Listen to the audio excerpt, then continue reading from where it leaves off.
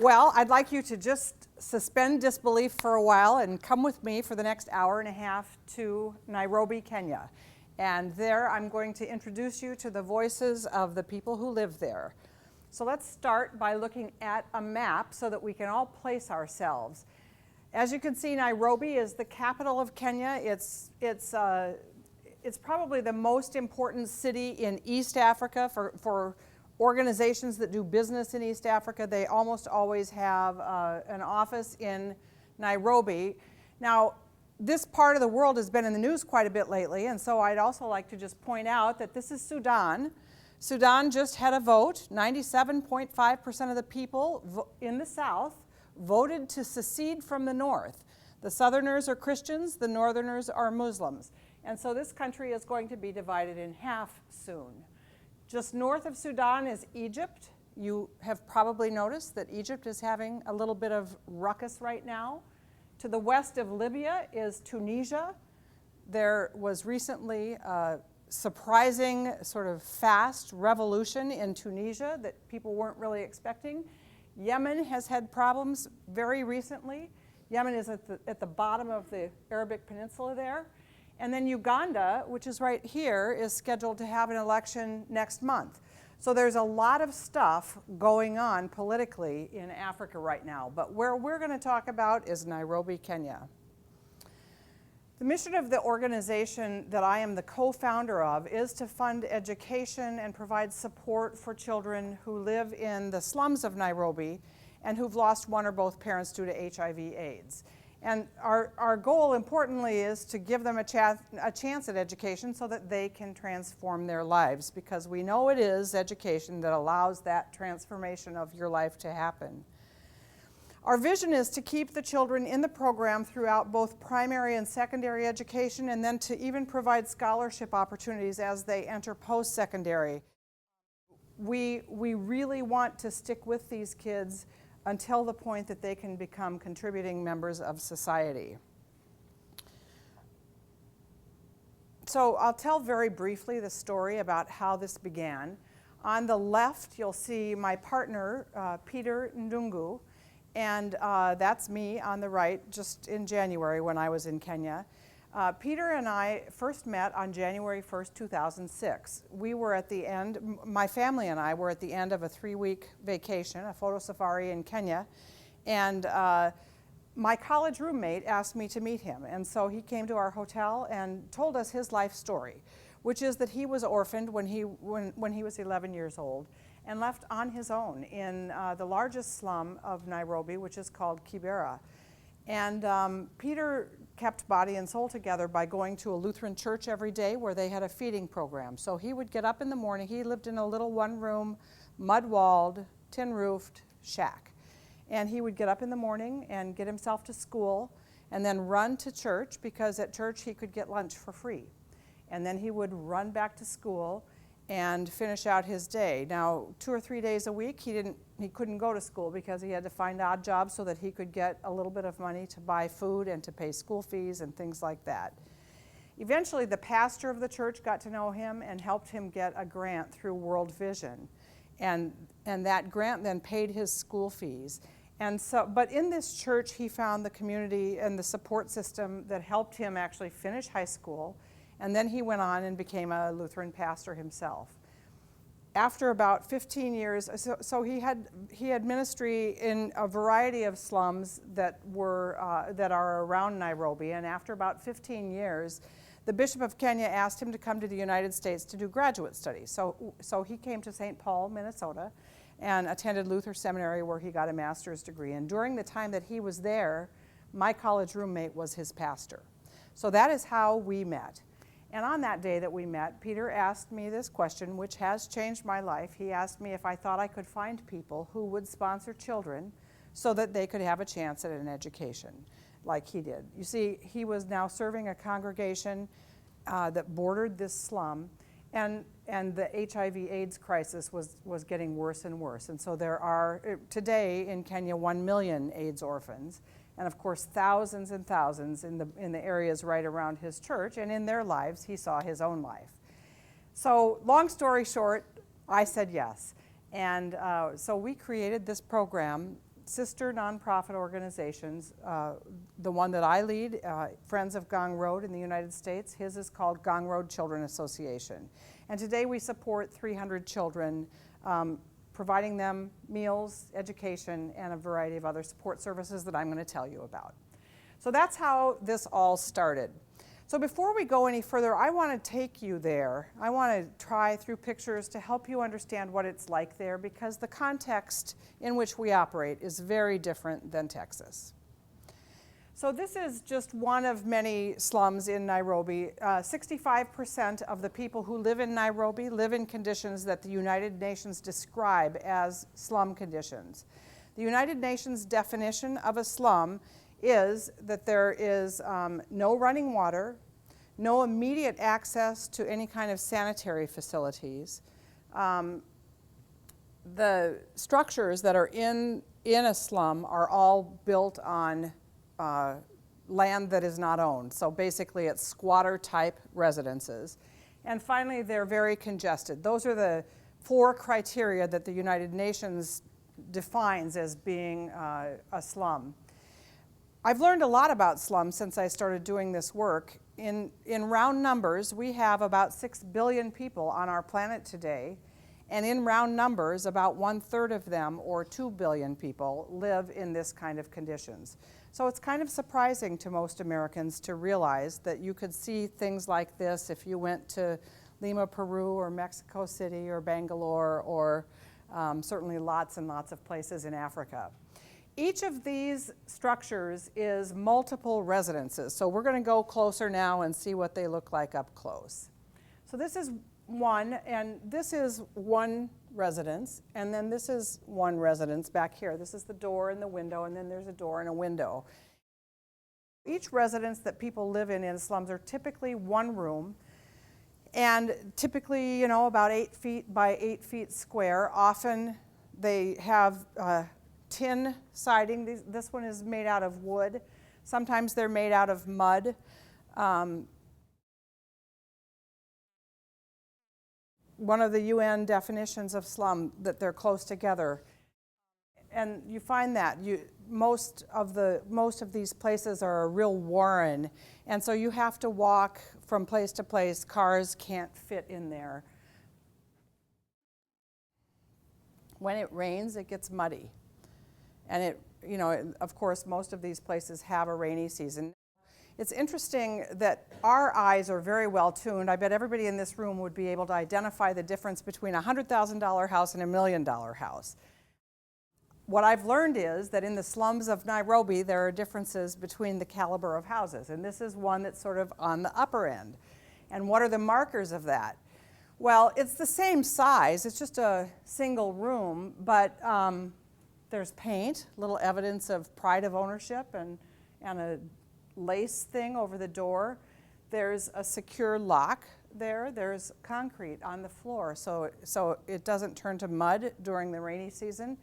You can't see it, but there's a gutter to catch rainwater, and that goes into a tank so that these people, at least when it rains, have immediate access to water.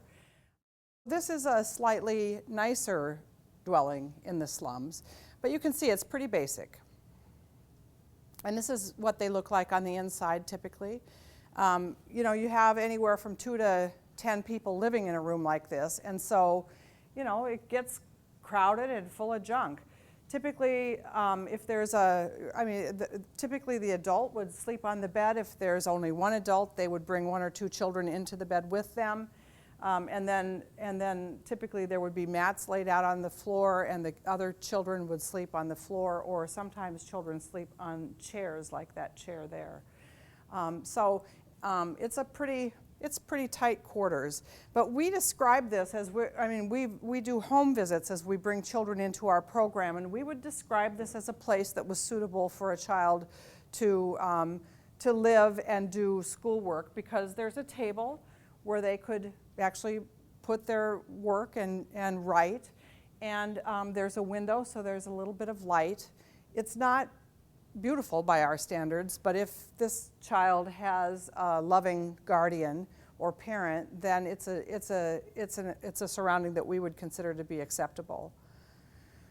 So how do people make a living who live here? Well, first of all, on average, the people who are in our program, these families earn $1 to $2 a day. You know, so, a mom might buy potatoes and peel them and make them into French fries. And if she does that all day and it has a decent day, she might make $1 or $2.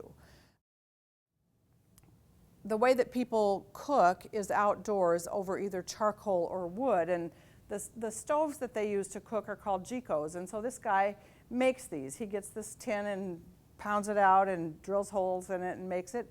Another way to make a living is to sell charcoal, and some people actually even make charcoal to sell it.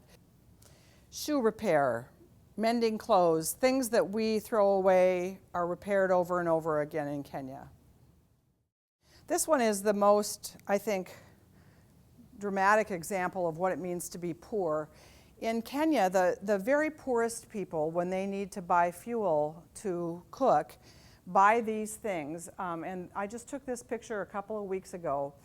What this kid does, he goes into the center of Nairobi and he buys charcoal dust from the bottom of charcoal bins. So a charcoal seller, you know, when you buy a bag of charcoal, there's dust at the bottom.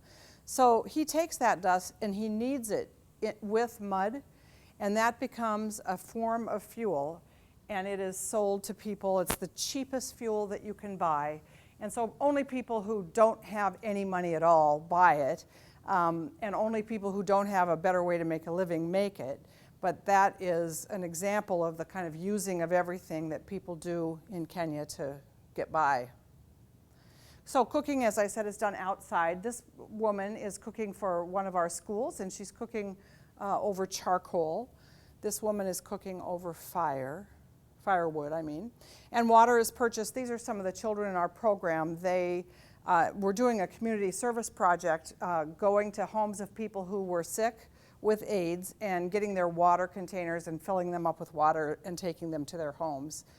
And that's where you get water. You go to one of these little spouts that comes out of the wall and you pay money for that water.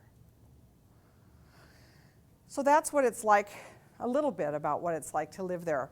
Now I just would like to introduce you to these two women who I am quite well acquainted with, and tell you a little bit about the impact of HIV on their lives. The woman on the left is named Grace, and Grace is in her mid-30s. She's got 3 children, and she learned that she was HIV positive when she was pregnant with her 3rd child.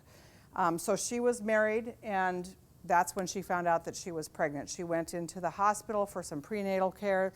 It's required by law that when you go to the hospital in Kenya, you have to be HIV tested if you're pregnant, because it is possible now to have a child that's HIV negative, even if you are HIV positive. So obviously that was a devastating finding for her. She then, as her family learned, of course this is an incredibly shameful thing for her and for her husband, and they encouraged her to have an abortion. And at that time, she and her husband were getting financial support from members of her extended family. She couldn't do it. She just couldn't bring herself to get an abortion, and so she elected to have her youngest child. And what she decided to do is just educate herself. So she went to the clinic repeatedly and learned how to have a child who is HIV negative, even if you yourself are HIV positive. She learned about the disease. And she gave birth to her youngest child named Joy, who is now, I think, 6 or 7 years old. And I have an incredibly serendipitous story. So I was in Milwaukee, Wisconsin, talking about this program. And I put a picture up of Joy, and there was somebody in the audience who had been to Nairobi 3 or 4 years before, and he looked at that and he said, "That is Grace." And I said, "Yes, it is." Well, it turns out that when she was pregnant with Joy, she wanted to go to a training session that would allow her to become a community AIDS worker. And it cost $10 to go to that session, and she didn't have the money to do it. And so this young man, who was just entering medical school at the University of Wisconsin-Madison, gave her $10. And so she went to this community AIDS worker training. When I was showing this picture to him and this entire audience, she was now employed by our organization as a community AIDS worker. So that's a small world story for you. But anyway, Grace is now a community AIDS worker in our program. She calls on families and helps provide support for the guardians and parents who are HIV positive. There's a lot you have to know about drug regimens and, ways to keep yourself healthy and to keep your children healthy, and she's quite aware of all of those things. This woman on the right is she's younger than Grace, and she has 2 children, Josephine, who's in the front with the green shirt, and then her little brother. My daughter actually sponsors Josephine, and so we met her about a year ago, and I asked her when she learned she was HIV positive, and she learned she was HIV positive also when she was pregnant with her first child. So she was more recently married, but that's when she learned she was HIV positive. And I said, I bet that was hard for you. And of course, it's a devastating thing to find out. By the way, I meant to say that Grace's husband has since died. I think that Josephine's father is still alive, but obviously HIV positive. So anyway, she, like Grace, learned how to have this child without having the child be HIV positive. And these women are both high school educated, so they're sort of on the more educated side of things in Nairobi. So now I'm going to switch gears and talk a little bit about the program that we have constructed, and really there are 3 elements to it. The intention of this program is to provide education, and so we spend 56% of our budget on education, and that includes school fees, uniforms, books, school supplies, everything that's required for a kid to go to school and be reasonably successful. We have a series of programs in the category of safety and well-being, and we spend 19% of our budget on that. One of the things that we learned as we were getting going is that a kid doesn't do that well in school if they're hungry. And so first we provided lunch every day, and then we found that that just wasn't enough. So we now provide breakfast and lunch every day for children in the program. If a child gets ill, often their parents do not have the wherewithal to take them to a clinic. They can come to our offices and get a voucher and take the kid to the clinic. We run medical camps periodically, and this picture on the left is a picture of some of the food that we put together. We have a food packet that we give families often if someone is HIV positive, the way that this disease works is that you're well today and you can go work, and tomorrow you're on your back and you just can't. And so on the days, because they earn so little money, if they work today, that means that they get to eat today. But if they don't work tomorrow, it means that they don't get to eat. And so then we will get a text message sometimes from these mothers, particularly saying, I can't work today, can you bring a food packet? Safaricom, which is the provider of cell phone services in Nairobi, allows 13 free text messages a month, and so our parents save those up for times when they really need them. So this packet of food includes 2 containers of what they call maize flour or corn flour, 2 containers of wheat flour, and then salt and sugar and a fat it's like Crisco. This is actually in an oil form, and sometimes we give it in this form, which is more like a Crisco form. So it sounds sort of like condiments to us. What do you do with that? Well, they take the corn flour and mix it with water and make it into a very thick cornmeal mush that's called ugali, and they serve that with greens that are very nutritious, like collard greens or spinach or kale. With the wheat flour, they combine that with water and make these flat bread things like naan, only a little less flavorful than naan, and cook that in oil. And the sugar is so that they can have tea, because everybody in Kenya drinks tea and they like to have lots of sugar in it. So that is what a food packet is like. And I've been there many times now in January and had many people tell me that if we didn't provide this packet of food on Christmas Eve, their family would not have eaten on Christmas Day. So it just helps you understand how close to the edge they are. The third element of our program is supportive community. In the same way that Peter needed the church to get through his life when he was a young boy, these kids need a supportive community. And so we have caseworkers and a number of activities, including a Saturday program and summer camp that we are involved with to help give them the support that they need. The last point on this page, 100% of the work we do in the United States is done on a volunteer basis. So we probably have 30 or 40 volunteers who give more than 5 hours a week to support one or another dimension of our activity here, and that allows us to send 100% of the money we raise to Kenya. So a little bit about our schools. When children come to our program, they have to agree, their guardians have to agree to send them to schools that we choose.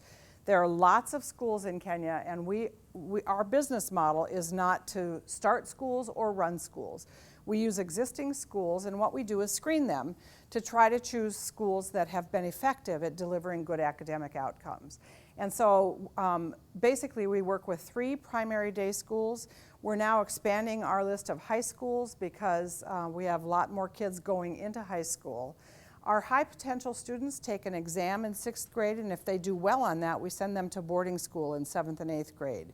So boarding school is kind of a treat in Nairobi. If you can, picture yourself living in the conditions that I described, I'll be able to show you in a second why boarding school is such a treat. So this is one of our focus schools. It's called Jagat Academy. It's a day school. We have about 120 kids here. And it looks pretty bad by our standards. About 50 kids in a classroom, sharing long benches. And it's a tin-sided structure. It does have a concrete floor. One of the things that I've learned is that the thing that makes a school work is teachers. It sort of, for a while we were very fixated on having decent facilities, but what I've learned is if you have great teachers, schools deliver great outcomes. And this is a school that delivers consistently great outcomes.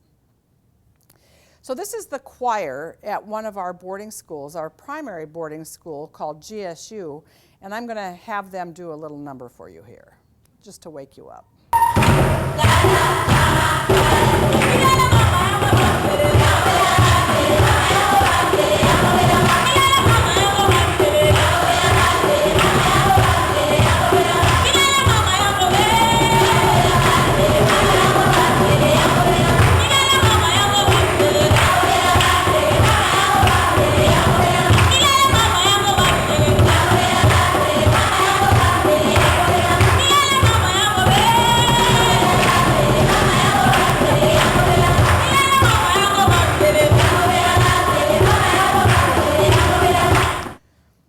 Choir is different in Kenya than it is here.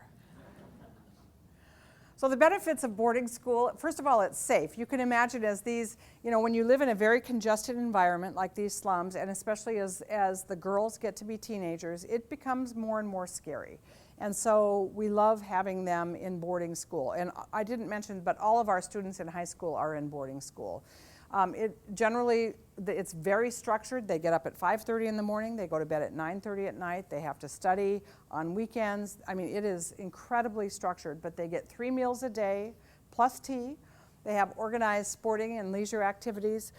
Usually on Saturday nights, they have a little television with a old-fashioned VCR, and you'll see 500 or 600 kids gathered around that television to watch a movie, and that's kind of the treat of the week. So that's what boarding school is like in Kenya. This room has 3 bunks on that side and 3 on that side, so 12 kids sleep in there all together. Probably the most important data point that we have been able to gather so far since the inception of the program is that in our program, 95% of students who complete their 8th grade education go on to high school. In Kenya, 41% of students who finish 8th grade go on to high school.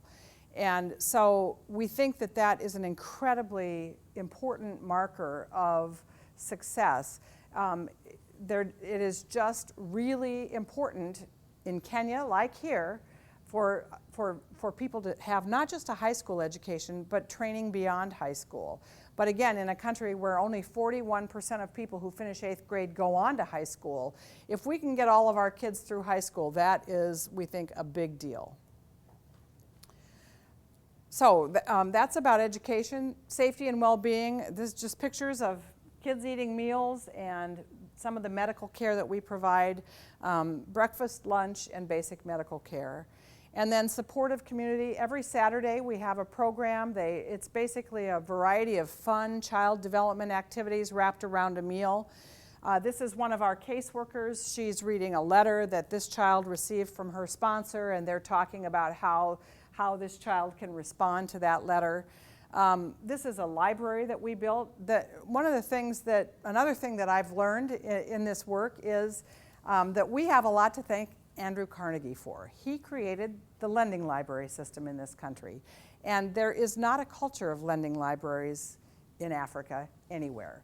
To the best of our knowledge, this is the only lending library for children in Nairobi.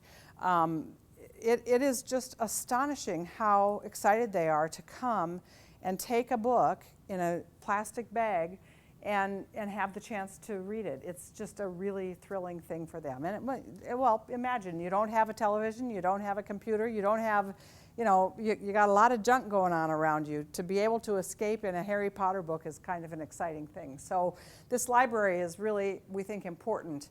And then in the summer we run a camp for the kids.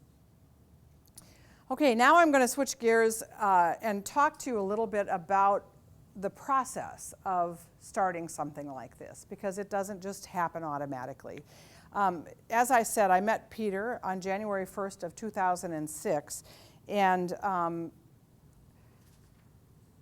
so in that year, really, we just spent time thinking about what would this be and how would we create this organization. And so when I came home, I created a Minnesota corporation. To create a nonprofit organization, you have to first create a corporation, and then you have to make a filing with the IRS asking them to grant tax-exempt status.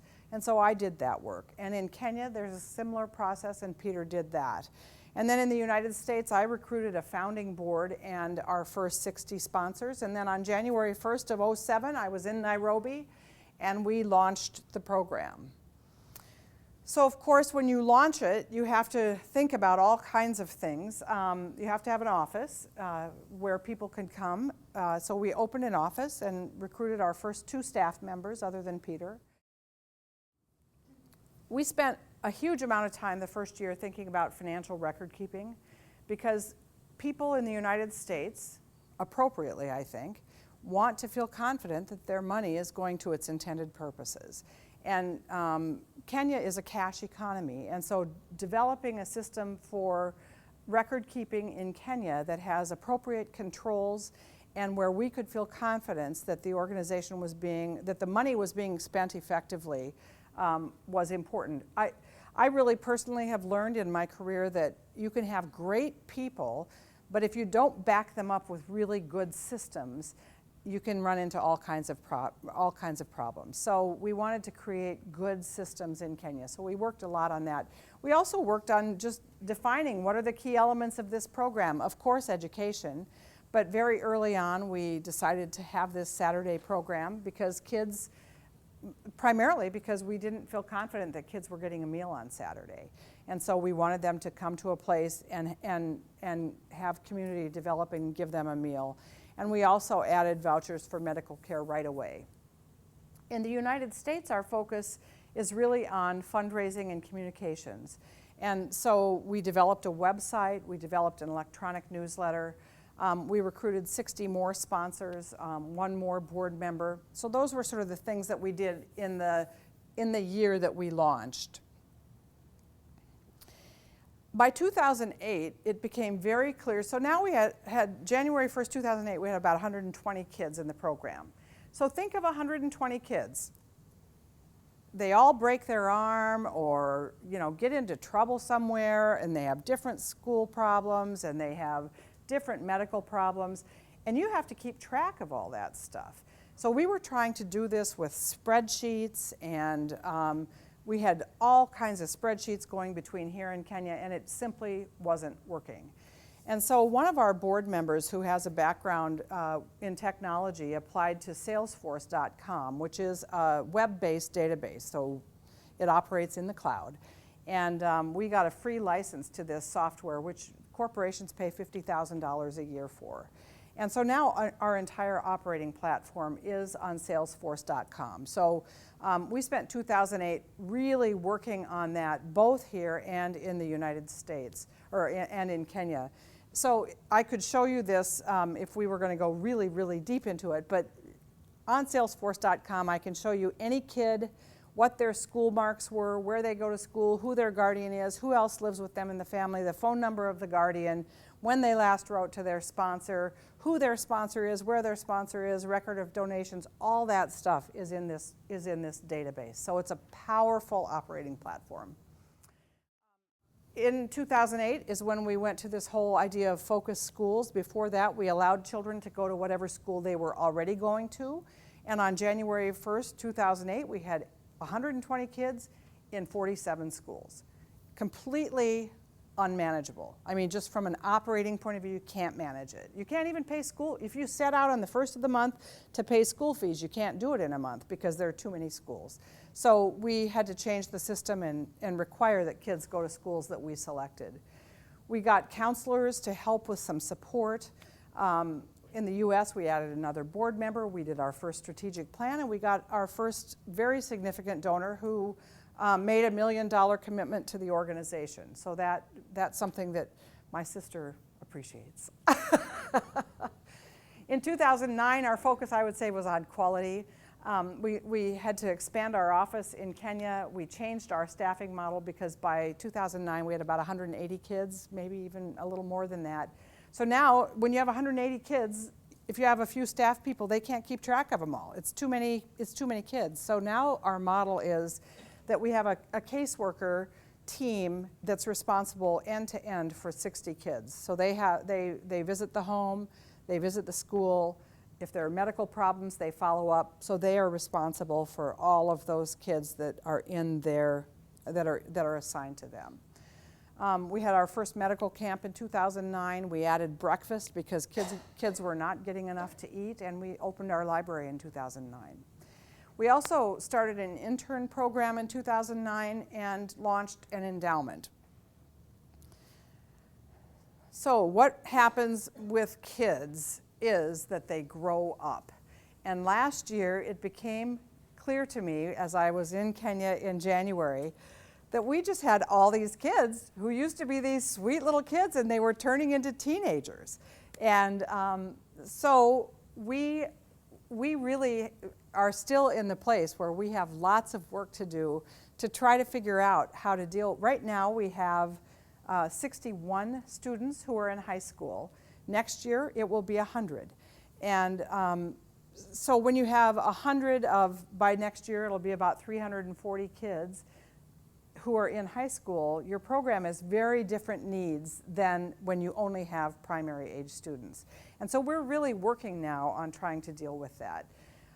We expanded our office so that we can build a computer lab, because when they're home from boarding school, we think that they will like to come to the computer lab. They don't get a chance to work on computers in most of these schools. So that will be, I think, exciting for them. We had 2 girls drop out of the program last year who were both under the age of 15 because they were pregnant, which is a terrible thing. But in Kenya, when you're pregnant, you aren't allowed to go to school. And in our program, our program is about education. And if you aren't in school, you aren't in our program. So regrettably, those 2 girls are, not in the program anymore. And we've started to try to work with our staff in Kenya on developing more programs for adolescents. As a parent who has had 3 teenagers, I can tell you that my philosophy was keep them busy, that way they won't get in as much trouble, or as they say in Kenya, they won't engage in dubious behaviors. But it's harder to get Kenyans to buy culturally into this idea of setting up programmatic activities, having a movie night, having field trips, doing things that are structured. So that's something that we're culturally working on to try to get to a shared place where we'll have activities that teenagers want to engage in. In the US, I would say it's getting increasingly difficult for us to run this exclusively with volunteers. This is getting to be a reasonably big organization. We have a $420,000 budget this year. And so it's challenging, but we're committed to that and we're working on it. We also made big strides last year in our funds development process, and in a tough economic year, we finished the year with a surplus. So now I've just got a few closing video clips so that the kids can speak for themselves and tell you a little bit about what this organization means to them. So this first child is named Robert, and we asked him, what does Ngong Road Children Association mean to you? What I like about Ngong Road Children Association, they helped me because before I had been sponsored, I was not going to school every day. Now, since I was sponsored, I'm going to school every day and I'm performing good in my studies and I'm learning better. So he has a situation much like Peter. He said, before I was sponsored, I wasn't going to school every day. So he probably had to work every other day to help bring money in for his family. But now I'm going to school every day, and I'm performing good in school. He hasn't obviously got his grammar totally down, but he says he's performing good in school. This girl is named Helen, and we asked her, what does she want to be when she grows up? When I grow up, I want to be an air hostess.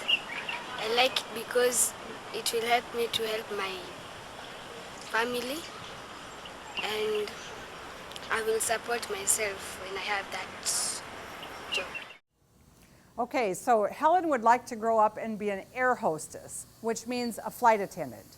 And the reason she wants to do that is that she will be able to help her family and also support herself. In Africa, there is this incredible tradition of viewing basically that family is an extension. It's not just your immediate family. In fact, in most of the Bantu languages, which there are some Bantu languages in Kenya, there is not a word for niece or nephew. So if my sister has a child, that child is my child. If my brother has a child, that child is my child. There's no such thing as a great uncle, that's your grandfather. And it's just baked in their language. So all of these kids, when they think about having a job, it's not just for them, it's for their family. This is Jadida, and we asked her what she wants to be when she grows up. I love to be a doctor because I like to treat the people who are sick who cannot be able to be well, and I will help the people who have AIDS to help them with some medicine so that they can be strong, and that's what I have. So you can see that she wants to be a doctor because she's seen people with AIDS. She wants to be able to give them medicine so that they can be strong and help people to get better. This boy is named Timothy, and we asked him what he'd like to say to his sponsor. I would like to thank him for what he has done to me and for the opportunity that he has given to me, because there are people who will need it but they are not getting it. Now I thank them very, very, very much. So I'd like to thank my sponsor. There are people who need it. So this kid in his neighborhood undoubtedly sees lots of kids who don't get to go to school every day, and he's saying there are people who need it, but they don't get that kind of help. And so I'd like to thank my sponsor so very, very much.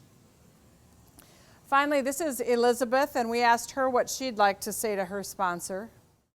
I want to give my sponsor a message. I want to thank him because he has helped me very much in studies, and he has given me the basic needs that I expected to have them.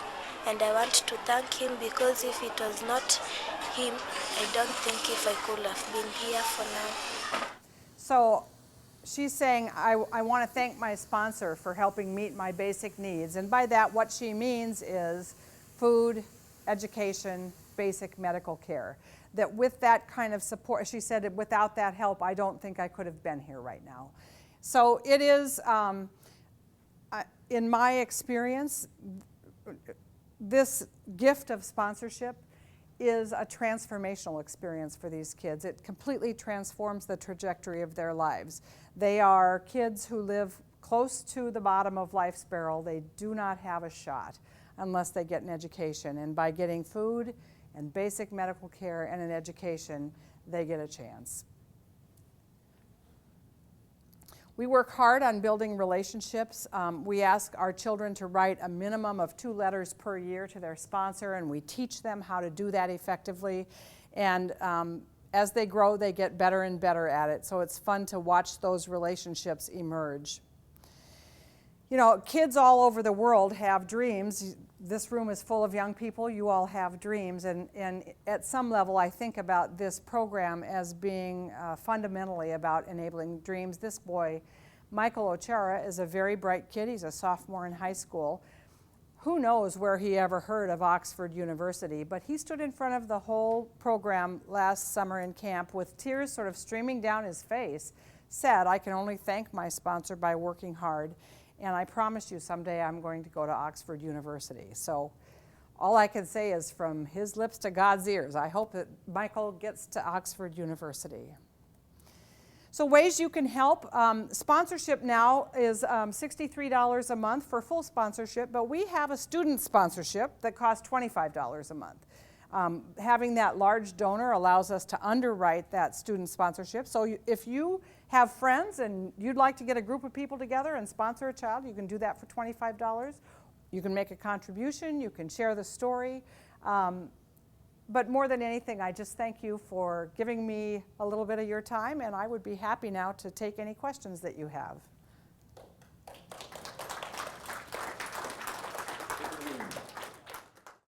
Yes? You talked a lot about all the stuff that helped you found this, but what are some of the obstacles that you overcame? There are lots of obstacles. Just basically with communication. Well, you know, interestingly, in some ways, it's easier now to found something that's global than it ever has been, probably in the history of humanity. And with cloud computing and Skype and the internet, you can really stay in touch. And those are the devices that we use. And it is not perfect. I mean, when I'm there on the ground, I learn a lot about what has happened in the intervening months since I was last there. But I have a Skype call with Peter every month. And we have all of these child records and donor records on our database. And so the communication part of it is surprisingly fluid. I think that I'll give an example. I told you one of the challenges we face is that all these kids are getting older, and we got to come up with stuff that's meaningful for them as they become adolescents. And so I suggested last year that Peter develop a mentorship program. And we sent an intern over to help him get that done. Well, and this intern was there June, July, August. About the end of July, I'm checking in to find out how it's going. And Peter, who's the executive director in Kenya, said, "What is a mentorship program exactly?" So, I mean, the idea of, there's so many things that I take for granted that I assume that he knows or that are culturally, universal, and they just aren't. And so being aware of that and accounting for that is always an ongoing challenge. I think the other thing that I believe our biggest bottleneck in this organization is not going to be certainly the need. The need is infinite. And it certainly, I don't think, is money. I think we can raise money. I'm confident we can raise money.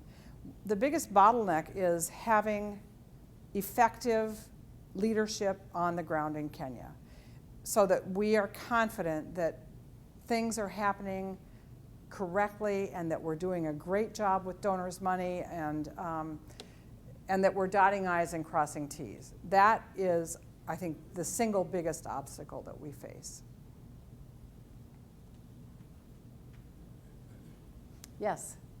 Paula, I got 2 questions, and one you may not be able to answer yet. The first is, when you take a child into your program, you give them a new community, but do they still have a community to go back to, or because they've been elevated, is there resentment? If they have siblings, if they have friends, can they go back into their initial community? second question is when they graduate. You don't know that yet because Right. you're not there yet. Do you have jobs to go to? Well, they're very good questions. So right now, I mean, all these children come from the same general neighborhood in this one particular slum. And the parents and guardians of children in this area struggle mightily to be sure that their kids are in school. And I think it is true that our kids are a little bit set apart because they have this kind of sponsorship. There are lots of sponsorship organizations, so they aren't unique in being sponsored. We allow 2 children from one family to be in the program. We've had Kenyans actually push back on that and say you shouldn't allow more than one, because if one breaks out, they'll help their whole family. So if you want to maximize the impact in Kenya, you'll spread it out even more. But of course, it's a terrible thing to go to a mother who has 3 children and say, we'll only take one of your children. I mean, so we take 2 from one family, and actually we have a couple where we have 3. And I think that there may be some resentment, and there may be some of that, but most families are just working so hard to do what they can to lift their kids that I think there's also some appreciation when kids get a chance. Now, I mean, the million-dollar question, when they finish high school and get post-secondary training, will they be able to be employed? The unemployment rate in Kenya is 40%. So we can whine about our 9, but 40 is a lot worse. And the way that we hope to deal with that is we have a board of directors in Kenya, and we hope that they will help us network these kids into the community there to help them get jobs. A lot of how you get jobs is who you know in Kenya. We also hope to help them get jobs by steering them. So for example, when I was just there in January, I had a little girl who was in high school tell me she wants to be a journalist.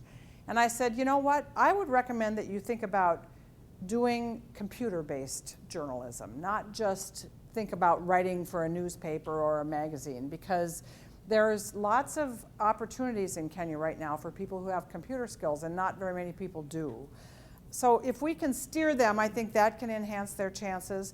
The final thing that I think we will do, and we've started to do it a little bit, is teach them how to be entrepreneurs, because a lot of people make a living and keep body and soul together by starting a business of some kind. And so we will teach them how to do that, and we will collaborate with a microcredit organization there so that they can get the capital. So for example, we have one kid who did not have high enough marks to go from 8th grade into high school. And so he's now in a mechanic training program. So he'll be an auto mechanic in a couple years. And in a few years after that, if he wants to start his own garage, we will hope to connect him with a microcredit organization so he can get some capital to do that. So those are the strategies we have in mind, but it's early days. Yes? Are you going to try and expand this into other areas of Nairobi or other areas of Kenya or Africa in general? We've Are you just going to stick in this one spot for a while? We've talked about it. We estimate that if you just drew a circle around where we operate right now, and let's just say you went 2 miles around that there are, with high academic potential, AIDS orphans in excess of 10 to 20,000 kids. And we have 300 in the program right now. So we don't have to move very far to find lots and lots of kids to help. And it is much more efficient if we can stay where we are, because we have an office, we have a staff, we have infrastructure. So I would be surprised in my lifetime if we expand much beyond where we are geographically. Well, why don't you tell them a little bit about the internship program? Which these guys are the age for that activity. Yeah, well, we actually are winding that down. Yeah, we are. We've had interns 2 successive summers in Nairobi, and what we're doing now is collaborating with universities or colleges that have existing programs in Kenya. So for example, the University of Minnesota and Tulane both have programs in Nairobi, And so they're always looking for internships for students who are there in their program. So what we're doing now is providing internships through that vehicle. Sorry. So if you find yourself in Nairobi and you want an internship, we can help you with that, but we aren't running our own program.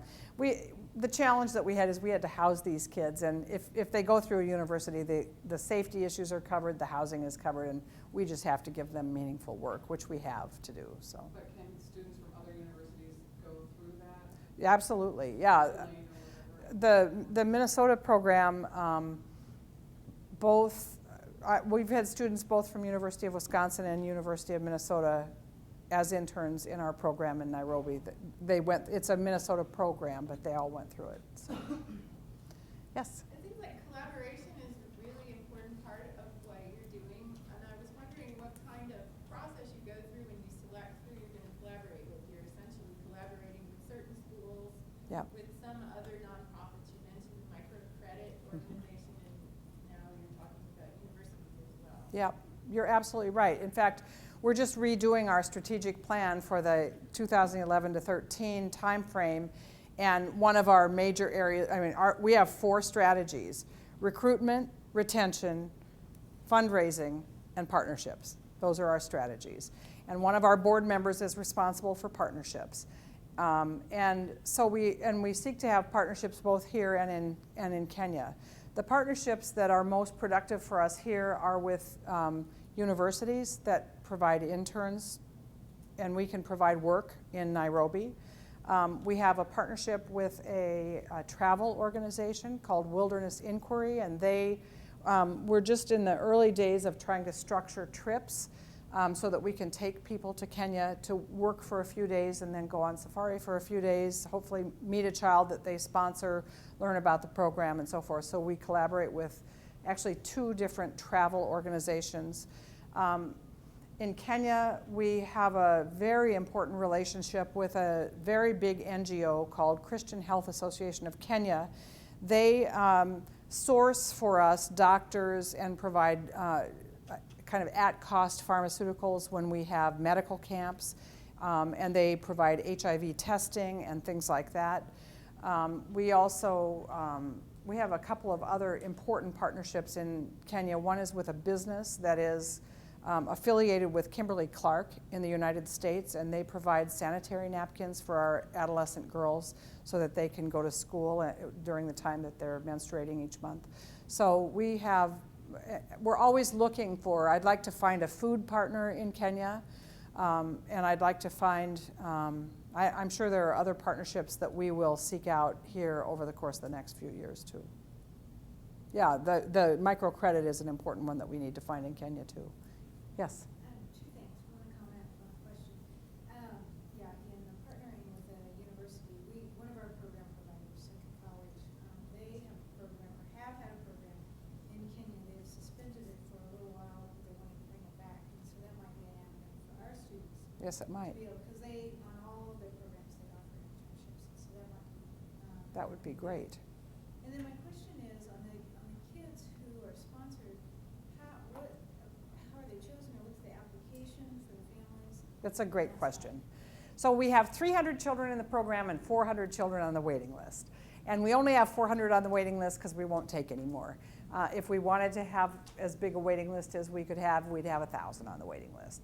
And so the criteria that we've come to, and we continue to refine this, but basically the first thing that a guardian has to do when they come in is demonstrate that the child's life has been affected by HIV/AIDS. So either bring a death certificate from a deceased parent, or bring, there's a certificate that you get that says you're HIV positive, or a card in Kenya. That card allows you to get free antiretroviral drugs, and so they have to bring that.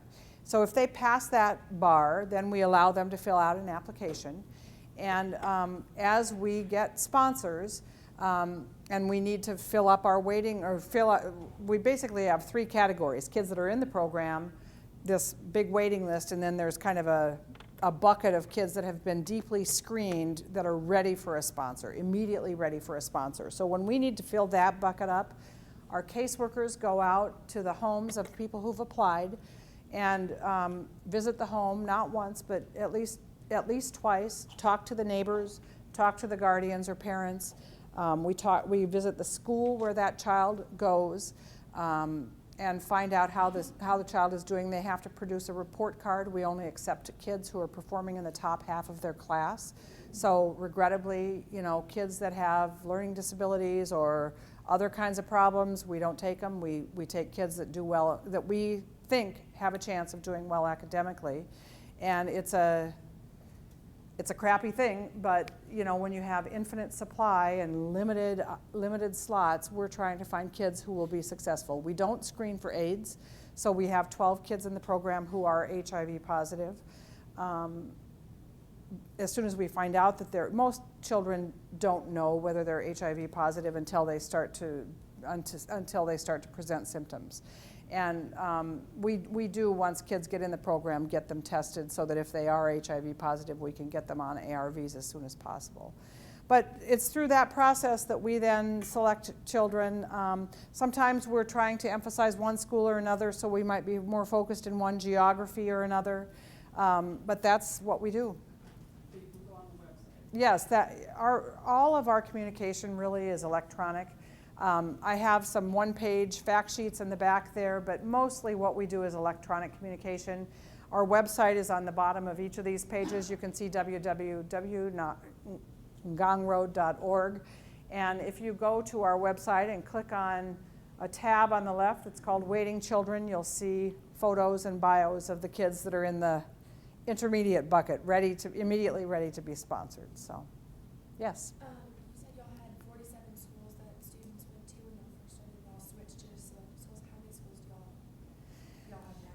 We work with, we have a kid here or there, but basically 3 primary day schools. 2 of them are 2 primary day schools, 1 primary boarding school. So K through 8 is what primary school is there. And then in high school, we currently work with about 8 high schools, and we're trying to keep the number as small as we can, but the high school placement system in Kenya is very different than here. They use the British educational system where at the end of 8th grade you take this incredibly important exam. It's a 500-point exam. Everybody in the country takes it, and what you get on that exam determines the kind of high school you can get into. And I thought that there would be, the good old American way, well, if we go in there and say we'll pay full fees, maybe they'll let us in. Not true. I visited high schools that, they said we'll only take kids who receive a score of 380 or above. Well, I have one here that got 378. Sorry, won't take them. So we have selected schools sort of in 25-point increments for our 8th graders. So we right now, and they also are divided girls and boys. So we have about 8 high schools that we work with currently, and we'll probably get up to 12, something like that, as we get more and more high school students. But we do try to concentrate our buying power in these primary day schools. One of them we have 80 kids in, one we have 120 kids in. And so we pay full fees, we pay them on time, and when we go to the headmaster of one of those schools and say, we want you to do X, Y, or Z, they usually do it because we're a great partner for them. So that is an important kind of one of those cutthroat business principles that we brought with us into the creation of this program. Use your buying power to get leverage with your providers. Yes? Paula, one of the nonprofits that has gained a lot of prominence, I guess, in the high-tech community is the organization, I should say plural, because there are several of them. They're trying to put a laptop in the hands of every child in developing countries. I wish you would say a little bit about your assessment of the need for that as opposed to something that would meet students' more basic needs. I don't want to say that these are either-or kinds of things. Maybe you all are trying to figure out, you talked about ways of trying to get more computer resources for your students and so on. But I want to find one of the, that's a partnership I need to develop. Okay. So I need to ask you I've read in Newsweek and other places about some of these organizations.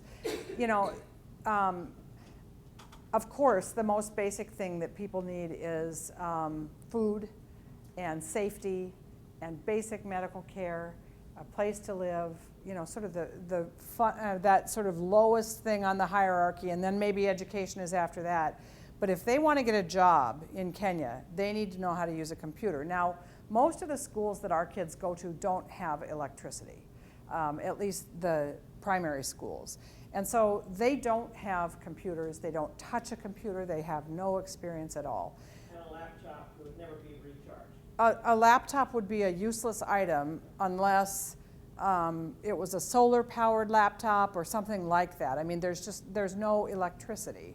The way that people in the slums get electricity is that people have these car battery charging businesses. So you get one person with electricity right by a pole, and then everybody brings their car batteries in, and they somehow hook those all together and siphon off the electricity, and then they take that car battery back to their house and they somehow figure out how to power a TV or a light from that car battery. That's how they get some modicum of electricity. So, I mean, I think teaching these children how to use computers is incredibly important, but understanding where they live and what life is like is also incredibly important. And a typical American electronic laptop will be awesome for us in our computer lab. And we hope to have this set up this year in the next few months so that kids, when they're home from boarding school on their school holidays, we want the high school kids to be able to come in and be actually hands-on on a computer at least 1 hour twice a week so that they can really start to learn keyboarding skills and how to do the basics. I was in Uganda in January and I spent some time with a university student. So she's in college like you. She's studying human resources management. There are 1,000 kids in her program. She has to pass a technology class, and the only computers that they have 10 students per computer. And somehow she's supposed to be able to learn how to use a computer. There are 10 kids that need to get on this one computer. So it's a pressing problem in the developing world and not easy to solve. Anybody that wants to give away computers, I would direct them right to me because I can put them to use. Anybody have any other questions? Well, thank you so much for your time and interest. I appreciate it.